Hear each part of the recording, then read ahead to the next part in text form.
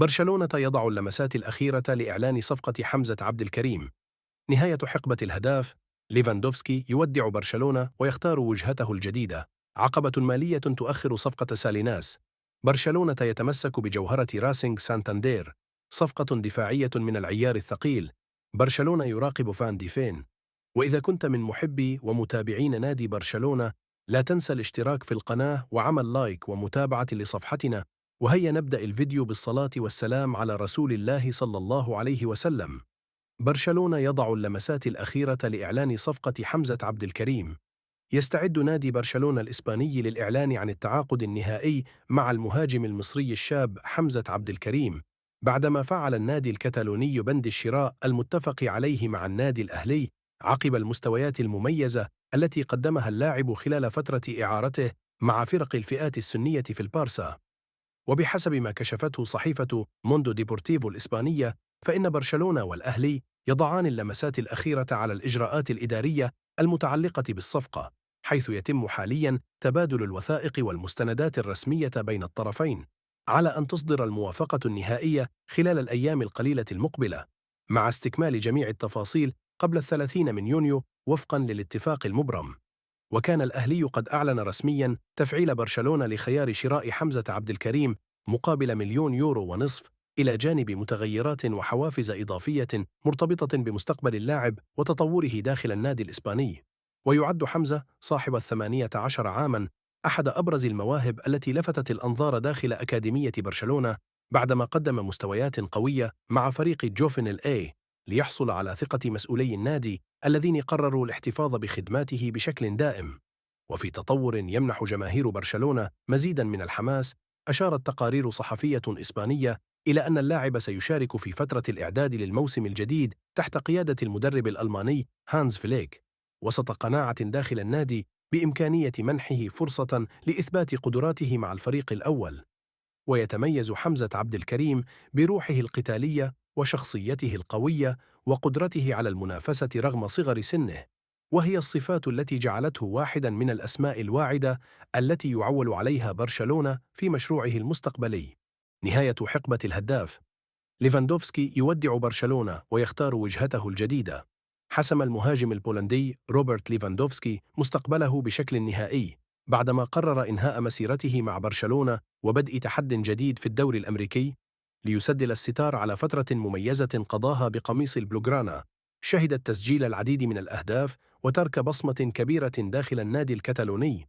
وبحسب ما كشفت صحيفة سبورت الإسبانية، توصل ليفاندوفسكي إلى اتفاق نهائي مع نادي شيكاغو فاير الأمريكي، تمهيداً للانتقال إلى صفوفه خلال سوق الانتقالات الصيفية الحالية، وذلك بعد زيارة قام بها إلى مدينة شيكاغو واطلاعه على المشروع الرياضي للنادي قبل اتخاذ قراره الأخير. وأكد التقرير أن النجم البولندي رفض عروضاً مالية ضخمة من عدة أندية سعودية، أبرزها الهلال، مفضلاً خوض تجربة جديدة في الدوري الأمريكي ومواصلة المنافسة على أعلى مستوى. ومن المقرر أن يوقع ليفاندوفسكي عقداً يمتد لموسمين مع خيار التمديد لموسم ثالث، على أن يحصل على راتب سنوي يتجاوز 10 ملايين يورو، في صفقة تعد من أبرز انتقالات الدوري الأمريكي في السنوات الأخيرة. ومن المنتظر أن يسافر المهاجم المخضرم إلى الولايات المتحدة خلال الأيام المقبلة، على أن يتم تقديمه رسمياً أمام الجماهير ووسائل الإعلام وسط اهتمام عالمي كبير. ويغادر ليفاندوفسكي برشلونة بعد 4 مواسم حمل خلالها راية هجوم الفريق، حيث ساهم بأهداف حاسمة وشارك في تحقيق عدة نجاحات، ليبدأ فصلاً جديداً من مسيرته الاحترافية دون أن يفكر في الاعتزال، إذ يواصل أيضاً تمثيل منتخب بولندا ويضع نصب عينيه الاستحقاقات الدولية القادمة. عقبة مالية تؤخر صفقة ساليناس. برشلونة يتمسك بجوهرة راسينج سانتاندير. يواصل نادي برشلونة تحركاته في سوق الانتقالات بحثاً عن المواهب الشابة التي تتماشى مع مشروعه المستقبلي، ويبرز اسم الظهير الإسباني الشاب خورخي ساليناس كأحد الأهداف التي تحظى باهتمام الإدارة الرياضية للنادي الكتالوني. وبحسب ما كشفت صحيفة موندو ديبورتيفو الإسبانية، فإن المفاوضات بين برشلونة وراسينج سانتاندير لا تسير بالسرعة المتوقعة، بسبب وجود خلاف حول القيمة الحقيقية للشرط الجزائي في عقد اللاعب البالغ من العمر 19 عاماً. وترى بعض التقارير أن قيمة الشرط الجزائي تتراوح بين 4 و8 ملايين يورو، خاصة بعد صعود راسينغ سانتاندير إلى الدوري الإسباني، في حين يتمسك النادي الإسباني بموقفه مؤكداً أن قيمة الشرط ستتجاوز 16 مليون يورو مع دخول التحديث الجديد للعقد حيز التنفيذ خلال الفترة المقبلة. ورغم إعجاب برشلونة الكبير بإمكانيات ساليناس الفنية والبدنية، فإن إدارة البلوغرانا لا تنوي الدخول في سباق مزايدات مالية، إذ تعتبر اللاعب مشروعاً طويل الأمد يمكن تطويره داخل النادي، وليس صفقة عاجلة لتعزيز التشكيلة الأساسية. كما تؤكد التقارير أن برشلونة لا ينظر إلى ساليناس كبديل مباشر للبرتغالي جواو كانسيلو، بل كموهبة واعدة يمكن أن تشكل إضافة مهمة لمستقبل الفريق في ظل المتابعة المستمرة لتطوره مع راسينغ سانتاندير. من جهتها، أشارت صحيفة سبورت إلى أن اللاعب يبدي رغبة كبيرة في ارتداء قميص برشلونة، ما قد يمنح النادي الكتالوني أفضلية في المفاوضات، رغم استمرار الخلاف حول المقابل المالي للصفقة. صفقة دفاعية من العيار الثقيل. برشلونة يراقب فان ديفين. يواصل نادي برشلونة تحركاته في سوق الانتقالات الصيفية بحثاً عن تدعيم خط الدفاع، حيث برز اسم المدافع الهولندي ميكي فان ديفين نجم توتنهام هوتسبير كأحد الخيارات المطروحة على طاولة الإدارة الرياضية لتعزيز صفوف الفريق في الموسم المقبل.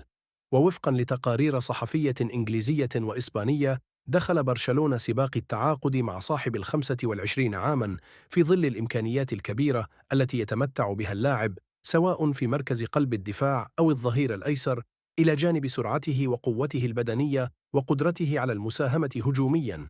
ويأتي اهتمام برشلونة بفان ديفين وسط منافسة قوية من أندية كبرى أبرزها ليفربول، الذي يراقب وضع اللاعب مع توتنهام، مما قد يشعل الصراع على أحد أبرز المدافعين في الدوري الإنجليزي.